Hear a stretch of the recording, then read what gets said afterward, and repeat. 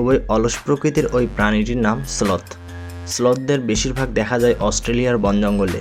এরা এতটাই অলস যে আধা মিনিটের পথ যেতে আধা ঘন্টা লাগিয়ে দেয়। গাছের ডালে ঝুলে ঝুলে কাটিয়ে দেয় সারা জীবন। মাঝে মাঝে জেগে ওঠে, চিত হয়ে নিজের দিকে তাকায়, হাত বাড়িয়ে লতা পাতা খায়, খেয়ে দিয়ে ঘাড় গুজে আবার ঘুমিয়ে পড়ে।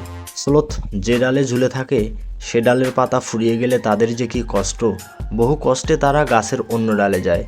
হুড়ি দুলিয়ে ধীরে ধীরে অন্য ডালে যেতেই তারা পার করে দেয় 1 ঘন্টা। স্লথের ঘুম খুবই কম, তবে একবার ঘুমালে সহজে জাগে না এরা। এজন্য ঘুমিয়ে থাকতে থাকতে এদের মাথায় এক ধরনের শ্যাওলা গজায়। গাছের কচি পাতা, কুড়ি, কচি ডাল, ফল খেয়ে বেঁচে থাকলেও কিছু কিছু প্রজাতির স্লথ ছোট ছোট পোকামাকড় এবং ছোট আকারের সরীসৃপও খায়।